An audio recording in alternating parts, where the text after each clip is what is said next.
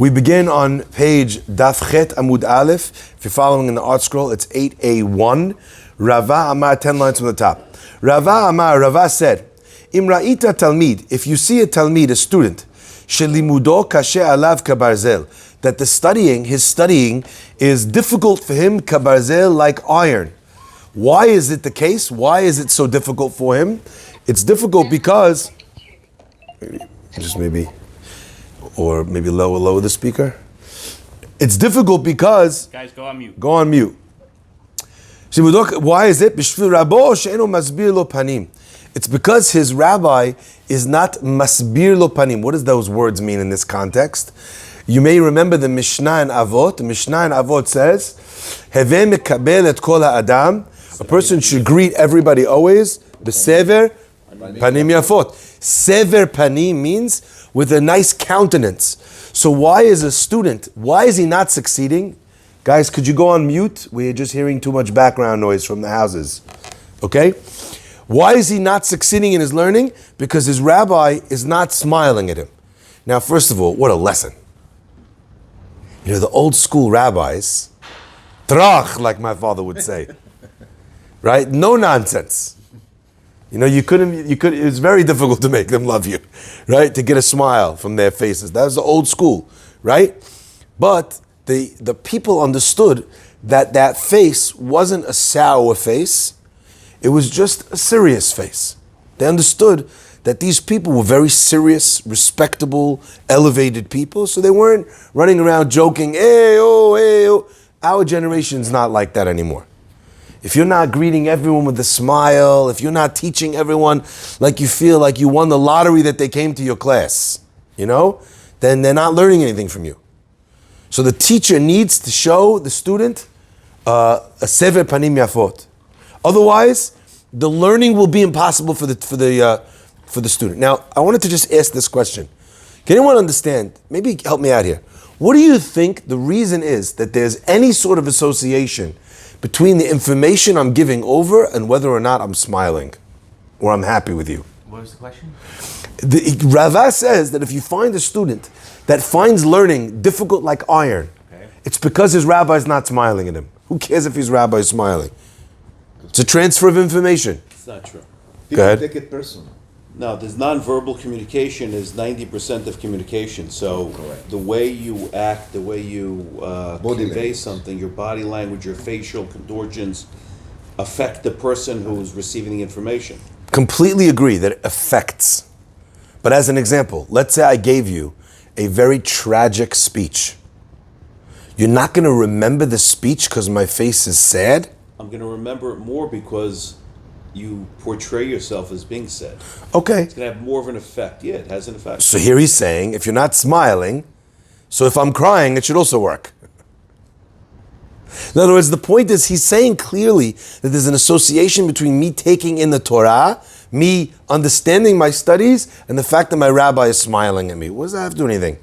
So I just want to point out, I think this is really important. This is so important. It's incorrect, this line of the Gemara, when it comes to the transfer of information.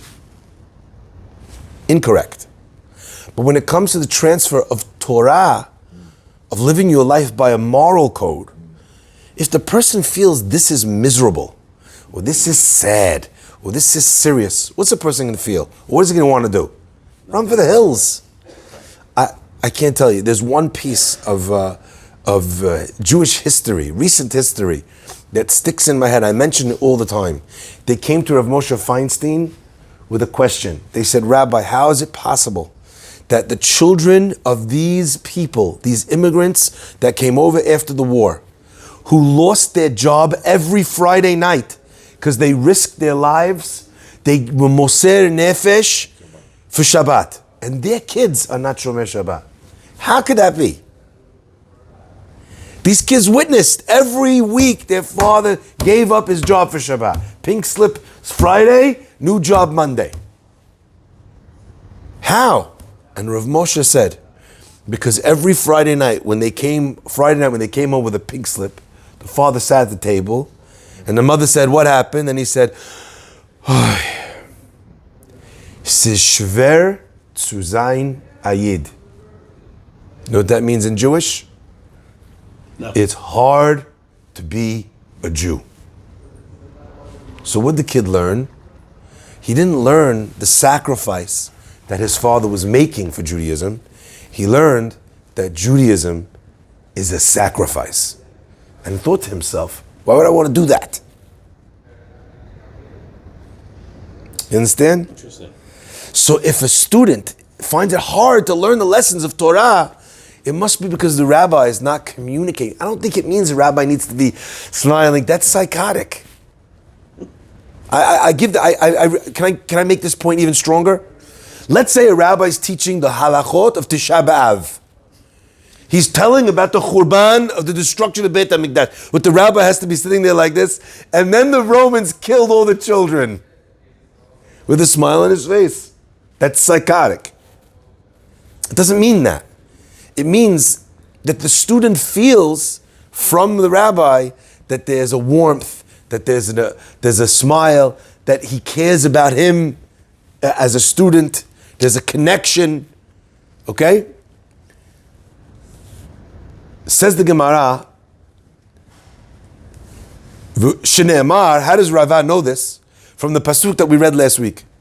Vehu lo, and if he is not, panim kilkel. It was the face that messed it up, that destroyed it. Maita kante, what's the solution to this? Yirbe alav re'im. He should get many of his friends, of the other students of the rabbi, to go to the rabbi and to convince him, to talk to him, to persuade the rabbi to build a better, happier, warmer relationship with him. Shne'emar, like the pasuk says, v'chayalim yigbar, and the soldiers became stronger, the messengers. V'yitron hechshir chokhmah, and it would be better if chokhmah, if it was done with wisdom. Of course it would be better if his deeds found favor in the eyes of his rabbi, if he got his rabbi to smile at him from the beginning, and he didn't need to work on this and send emissaries and friends, etc., etc. Rav Ami teaches, what does it mean where it says, Im yashuch hanachash below lachash?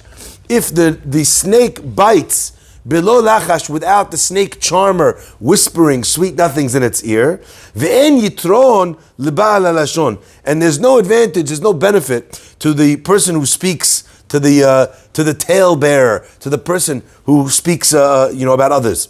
Imra'ita dor, the Rav Ami interprets the pasuk homiletically.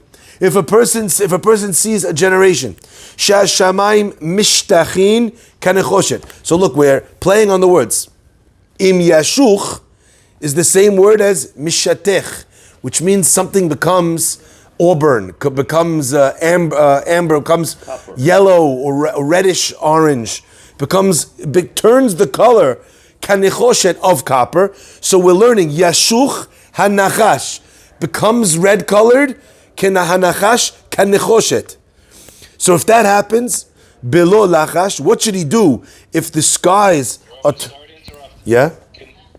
Can somebody maybe with the Wi-Fi password call me over WhatsApp, because I'm not hearing anything. It's very, very choppy. I know the service in the Midrash is not so great. Okay. Is anyone else on the call or just Jonah? Jonah, Rafi, and Emmanuel. Just put the Wi-Fi on. Oh, why don't we just put the Wi-Fi on? Do you have it on from the shul? Yeah. Go ahead, let's see. Yeah, he's on the Wi-Fi. It's not gonna. I think he's saying call WhatsApp. Why don't you? I don't know what call WhatsApp means to get everyone Use back WhatsApp. on the WhatsApp. All right, I'll do it now. Okay, I'm gonna put it on WhatsApp. Give it 1 second. I don't know if the other guys could hear. It might just be him. Go to WhatsApp. You can end. Okay, call. No, not the whole group. Is that from him? Oh, Manuel. Well, that was before he was on. I got him on also.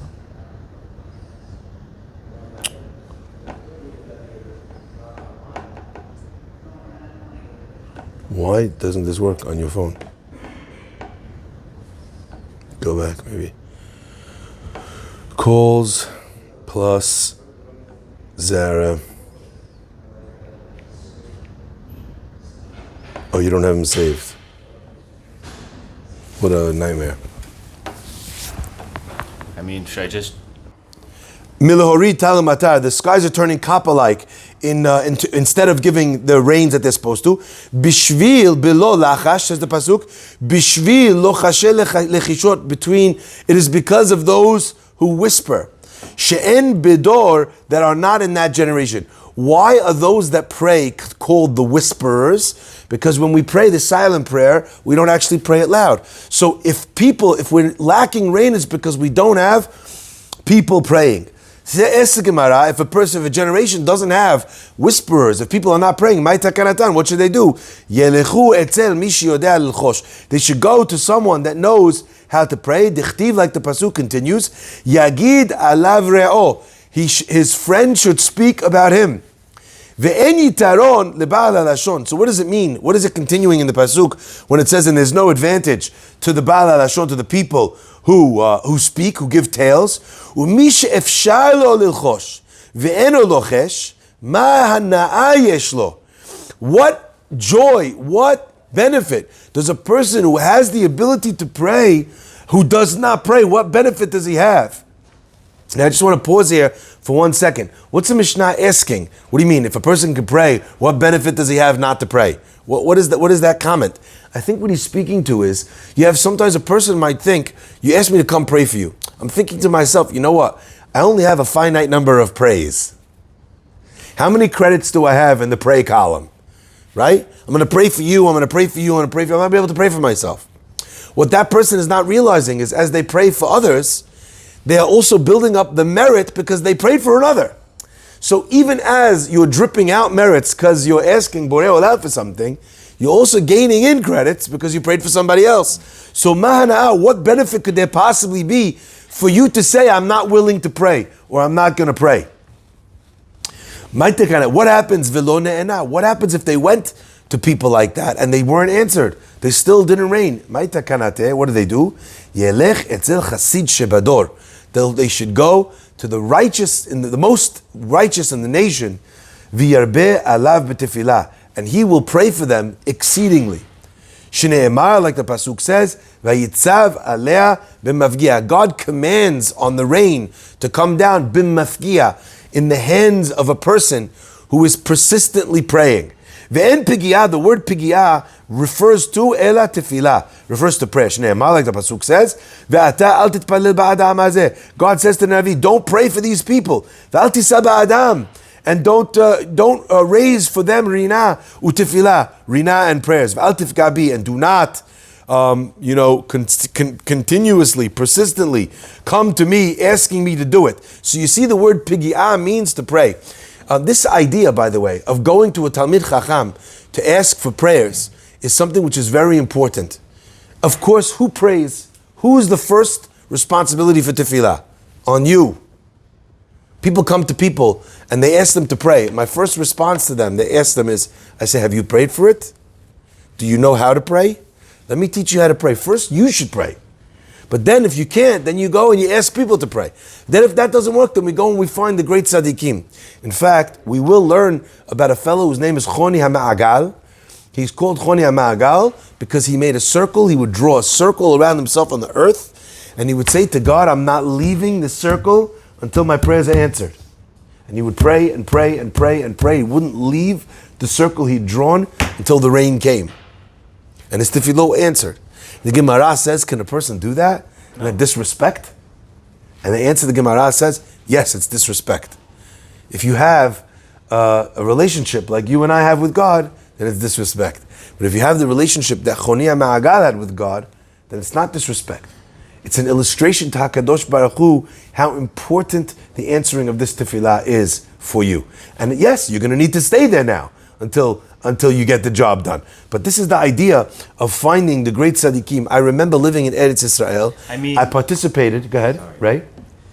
The guy sitting in a circle praying for rain. Imagine he was sitting in a circle praying for a wife, and he wouldn't get up. He's not getting it. It's not the same level. It's not the same level. Again, not me and you. But not the same level. Not me and you. But I'm saying he's sitting in a circle waiting for rain. Of course, it's going to come eventually. No. We're talking about a season of drought, where the people are starving. They don't have food. So we're not talking about him waiting for months. it would happen immediately for him. Oh. It was because it was no rain. Yeah. He was praying because it was no It was no rain. He was I waiting get for the that part. rain. There was no rain. And Chonia Ma'agal was answered right away. Right away. Yeah. Yeah. Like there's stories about it. And there's the Gemara tells a story about a girl that fell down the well. They wouldn't know if she was going to drown.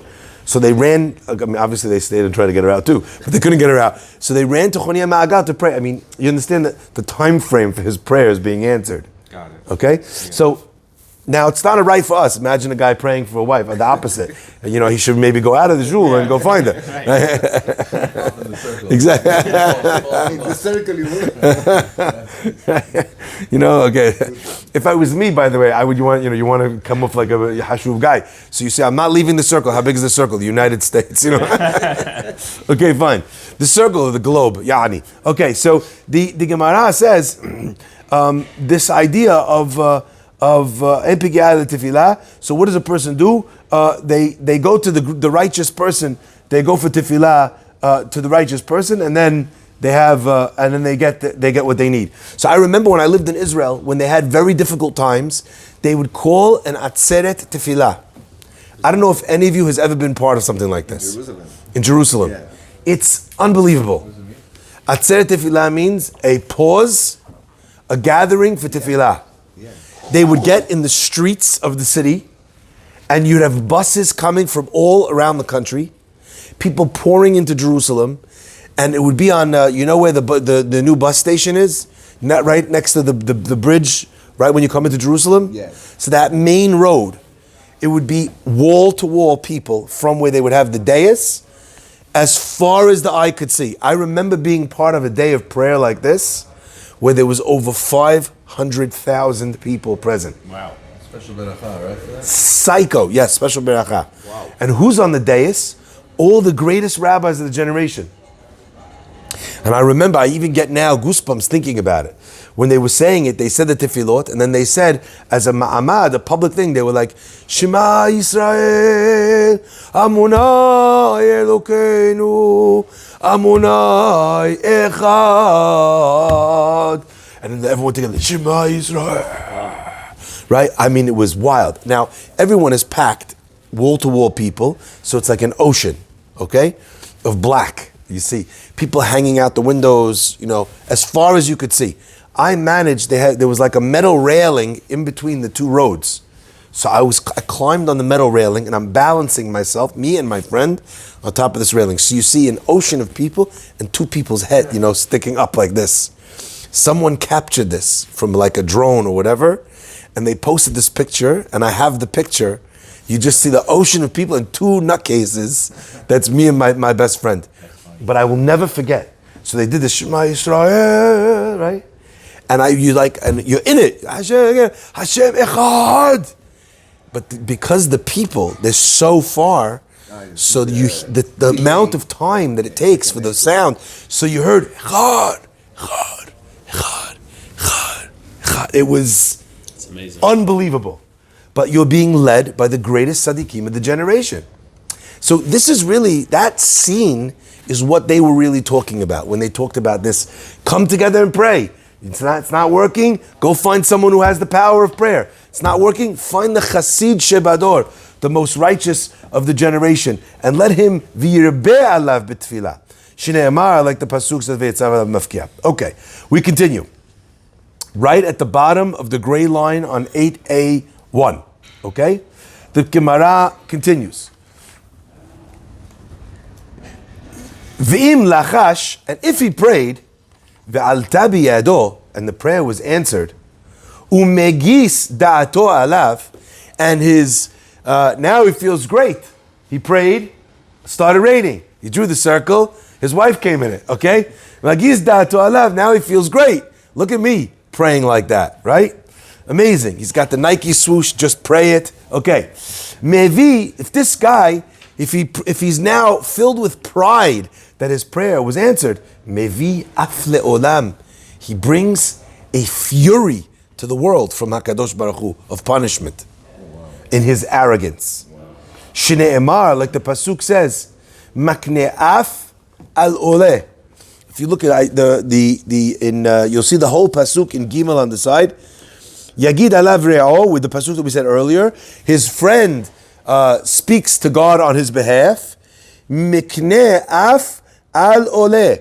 Mikne af means he acquires fury, or he creates fury, al ole, for the fact that he rose. That he said, oh look, my prayers worked, Baruch Hashem. I prayed, I gave the beracha, and look, God did it. Why? Because when God does a miracle, what is the purpose of that? So that people should recognize the greatness of Hashem. Right. So you took something that was designated to be able to bring the greatness of God into the world, and what do you use it for? Replace it. You replace it for yourself. Shema Yisrael. I- Aib. That causes God to bring down fury. So you have to recognize where'd that come from. Because no one takes credit for the fury. God says, you don't see me in blessing, you're going to see me in anger. Rava says, on this same pasuk, Shnei Talmidei Chachamim, 2 rabbis, Sheoshvim ba'ir echat, they live in one city. Ve'en nochin zeh lazeh b'halacha, and they do not allow, they are not comfortable, they are not allow a space one for the other in halacha. They don't respect each other's rulings. Mitkanein be'af uma'alin oto. They bring this fury to the city, and they raise it up. Why? Because of the words, because of the fact that they are jealous of one another, and that they are fighting over the halacha in the city. We've now, if you're following in the art scroll, we are now 8A2. Okay? Rabbis always argue. Yes. Arguing is not a problem. They're supposed to argue. Everyone's supposed to have their opinion, and they're supposed to defend their opinion. But the problem is not in defending your opinion, it's when it becomes not about the source material, it becomes about the person. En nochin ze lazeh. Right. They're not Right. showing Personal. nahat Right. or noach or being relaxed with each other over the halakha that they're teaching. This guy apikores, amaretz, right? Okay. Can I ask you a question? Yeah. It's a little random. Go ahead. So you have 2 rabbis that are arguing, right? You have to assume that these rabbis, before they actually start interacting and discussing, with each other that they have students, and they're teaching their students. Let's say they teach their students one thing, but then, they have an argument with another rabbi, whatever it is, and then the other rabbi brings him over to his direction, and, he happens to agree with him now, and everything he thought, goes out the window. How does he get that message back to his people? He teaches his students, he says, I have to further review, and you find it, by the way, in the Sefarim. There are times when Chamovadia rules a certain way, and then in a later Sefer, he says, Acharei ha'iyun, someone showed me the Sefer, I didn't have the Sefer at the time, I see this, what he's writing, I actually now feel that the halakha is like this. You have it. You have it, v'chazarbo, where a person is chozer. And then they teach their students that they return. And I always say, there's no greater lesson you could teach your students than that. That's when they know that everything you taught is emet, right. Because if you'll recant it. My father had a story with a certain kashrut at the time. He told them that something that they were saying about Pesach was incorrect. And the bulletin that they'd put out had something in it that had chametz in it.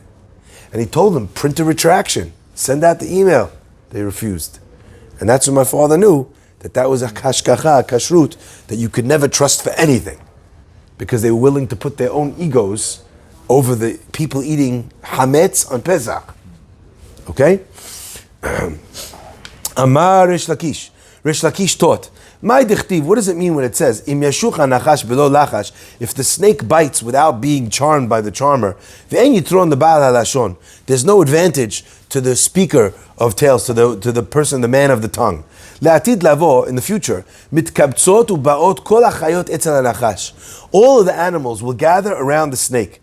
Ve'omrim lo, and they will say to the snake, "Arid dores ve'ochel." A lion, it tramples, it grabs, it tears apart and eats. Zev toref ve'ochel. A wolf tears apart and eats. Ata ma hana'a yesh lecha. What benefit do you have when you bite someone and you poison them? You're not eating the person. You're not eating the person. So they're asking him, right? When a snake bites, it doesn't hold back. En yitron leba'al halashon. Says the Gemara, Amar lahen, the snake says to him, says back, Ve'en yitron leba'al halashon. I'm the same as a person who speaks Lashon Hara about people for no purpose, for no benefit. All they gained is the destruction of the other person. So Reish Lakish is giving a powerful mashal, a powerful understanding to the sickness, to the psychosis of a Baal Lashon Hara that gains nothing in the destruction of another. Amar Rabbi Ami teaches, En tfilato shel adam nishma'at, the prayer of a person is not heard, ela imken mesim nafsho bekapo, unless he puts his heart, his soul, in his hand. Okay? In other words, he's praying with all of his heart and soul, with sincerity. Shnei Amar, like the pasuk says, Nisa levavenu al kapayim. We raise our hearts in our hands. Remember, they used to pray. They prayed with their hands outstretched. They would pray, Nisa levavenu al kapayim. So they were putting, so to speak, their heart in I come with my heart in my hand. They were praying with that sincerity. If a person doesn't pray with that sincerity, with that heart, the prayers are not answered. The Gemara asks, Any, how could that be? V'aukim Shmuel Amora alea v'darash Shmuel. The Amora said, said about this something that seemingly is different, right? What did he say? What did Shmuel teach through his interpreter? Vayifatu b'fihem ubilshonam yichazevu lo. They tempted him, they seduced him with their mouths. Ubilshonam yichazevu, and with their language, they brought about lies, they lied to him. V'libam lo nachon imo, and their heart was not set with God. V'lo ne'emanu bibrito, and they were not trustworthy with his covenant. V'af al piken, and even though all of this was true, v'hu rachum yichaper avon, the pasuk continues and says right after those things that they seduced him and they lied to him and their heart wasn't there. And it says right after that, V'hu rachum, and he is kind, he is merciful, yichaper avon, God forgives the sins. So you see that even if a person is not heartfelt and they're not sincere, their prayer is still answered. My friends, the answers of the Gemara should make you shake.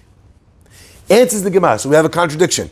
One pasuk, Nisa le'avenu al kapenu, that if you don't pray with your heart, it doesn't get answered. Second opinion is, what do you mean? If you don't get answered, Hu rachum yichaper avon, he forgives your sins. Listen to the answer to the Gemara. If you're not shaking, you're not listening. Lo kasha, it's not a question. Kan biyachid, kan b'sibur. She bifledge. Love it. Here's when you're praying at home. Love it. Alone. Here's when you're praying in the knis with the minyan. Phenomenal. Shema Yisrael. People asked a while ago, they asked me, so many prayers, everyone praying during Corona, how come the prayers of the whole world didn't work? No communal prayer. I said, because everyone was praying biyachid. And then when you're praying biyachid, Hashem sits and listens. You know what I always say? Do you ever hear there's a thing called kululam? What? Kululam. Anyone know what that is? Kululam is a group in Israel that they get a theater full of people and they practice a song and they teach this section to sing the high and this section to sing the low, and then they sing a song together with 3,000, 4,000 people. You can imagine what that sounds like. There's if you want a recording, there's a recording online you can find of, I think it's 2,000 people singing, Hallelujah. Hallelujah. It's like, again, goosebump worthy. Spell it? What? Kululam? Kooloolam, or something like that. I'll send you a link afterwards, right? But the amazing thing is, with 2,000 people singing together, you think you're going to hear Symphonic. if one of them is off key? They can hear nothing. 2,000 people singing. How about if one guy singing, Hallelujah, you want to shoot him? When you're at home and you're praying by yourself, biyachid, it's very easy to hear if someone's singing out of tune. And the focus is only on you. It's just your voice. When a person prays b'sibur, even if they're not praying heartfelt, even if they don't deserve, they get answered. This is the importance. Rabotai, we need to see you all in every minyan. Yallah. Amar Rabbi Ami. Rabbi Ami teaches, En geshamim yodim. Can I just say one last thing on this? For anyone that's going to listen to this online as well after, okay? Even if you're not going to make every minyan, There's times in your life where you need things. There's a deal you need to go through, funding, financing, this, that, issue with your wife, with the kids, something with problem, getting into school. At least during that time, you should be in shul, shachrit mincha arbit, praying for it. You need something, come pray in a way where you're most likely to get answered. It blows my mind this, that people are not aware of this. Anyway, Fadal. Amar Rav Ami, Rav Ami teaches, En geshamim yordim, the rains do not fall, ela b'shvil ba'alei amana. They fall for the sake of people who have emunah. Shnei Amar, like the pasuk says, Emet me'eretz tismach, truth from the earth grows forth. V'tzedek mishamayim nishkaf. Here he's translating the word tzedek from the word tzedakah, kindness. Kindness peers down, looks down from the skies. So what do you see from here? Ve'amar ba'ami, bo re'eh, let's come and understand how great ba'alei amana, are, people who have faith. What is this pasuk over here saying? Emet me'eretz titzmach, truth is growing from the earth. V'tzedek mishamayim nishkaf, and kindness comes from the heavens. Where do you see that happens from emunah? Because tzedek means charity. Okay? That's what it means. It means charity comes from the heavens. What charity do we get from the heavens? Rain. When does that come? Emet me'eretz titzmach. When people are honest in their business dealings. What causes a person to be honest and trustworthy in their business? What causes that? What causes you to make sure to deliver every penny? You promised someone, you have fear of heaven. So a person who has emunah in Hashem, that's an honest businessman. If a person is dishonest in their business, sign, no yirat shamayim. Because what are you thinking? You're going to fool, no fear of heaven. You don't have emunah. You don't have faith. Because if you think that the only way God can give you money is if you steal it from someone else, God has limitless amounts. So to cheat someone in business or to take advantage of someone is a clear illustration that you have no faith. Because you're resorting to this. Emet me'eretz titzmach. If truth is coming from the earth, tzedek mishamayim nishkaf. What's it called? The charity comes from the heaven. Now I need you to hear this story because this is wild. And all the Gemara says is 2 words. Very powerful. The Gemara says as follows. Ure'eh, Rabbi Ami taught, come and see how great is Ba'alei Amana, how great are the people who have faith in God. Minayin, where do we learn this from? Michulda ubor, from a weasel and a well, which sounds like a great title for a band or a book. Umaha ma'amin bechulda ubor, if you could believe in a weasel and a well, kacha ma'amin ba'akadosh baruch hu, kach, that's what happens. Ha-ma'amin ba'akadosh baruch hu al achat kama v'kama. If you believe in God, how much more so? What are we talking about? Listen to this story. There was a woman who was trying to get to her father's house. As she's going along the stroll, she's walking in the dark, she doesn't know, she's on Instagram. What happens? She's not looking, she falls down a pit into a well. She's screaming, help, help, help. Who comes along? Strapping young lad, nice guy. Guy says to her, doesn't sound so nice actually. Guy says to her, I'll take you out of the pit on one condition. You marry me. I've been sitting in this damn circle for too long. I'll take you out of the pit if you marry me. She says, okay. Tosafot adds that not only did she say, will you marry me, they also swore to each other. He said, swear to me. She swears to him that she's going to marry him and no other.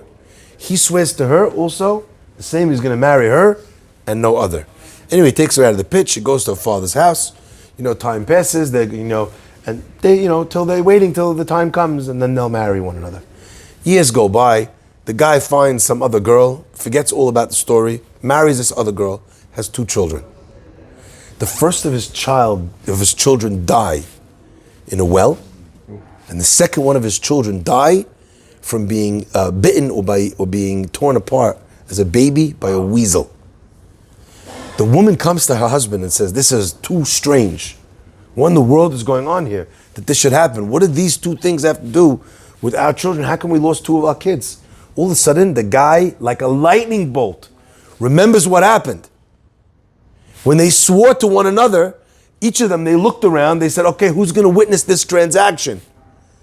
All that was there was the pit itself and a weasel that was passing by. They made the witnesses of their deal. The witnesses that witnessed the swearing was the pit, the boar, and the weasel. Now the guy broke the deal. Who came back to take recompense? The weasel and the well. His wife says to him, if that's what you promised, you shouldn't be with me. I think she's thinking Hadad's a psycho. You shouldn't be with me.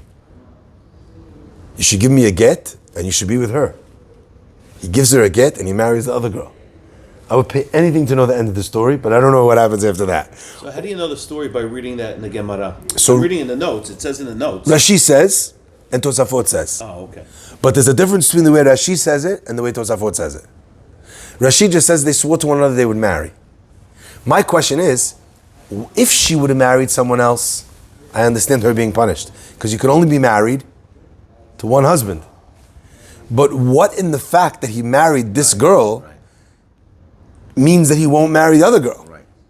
So Tosafot includes in the story another tidbit. That part of the Shivu'ah was that they would not marry another. No one else. You got it? Now, I have another interpretation, though. My other interpretation is that perhaps, and I don't know if this is true or not, but it's a suggestion. If you want to not say like Tosafot, that part of the question is that they swore to one another. Right? And that is that the two things that happened to the children happened together, same time. Which is why the wife asked, this is something strange here. Oh, wow. Please say that again. I have another way of understanding the Gemara, the story, without Tosafot's addition, that they swore they wouldn't marry another. Was that they swore to get married. But what happened to the kids happened to the kids together, one after the next, same time. Yeah. And therefore, why did the punishment only come after they had two kids? How come they didn't have one kid and the kid dies, and then they had the second kid dies? How come that didn't happen? The answer is it was only after they already had a second child, so it was evident not just that he was marrying one person, but that he planned to marry her as well. But the time had gone by, and in fact, what is the minimum amount of children you need to have? Two.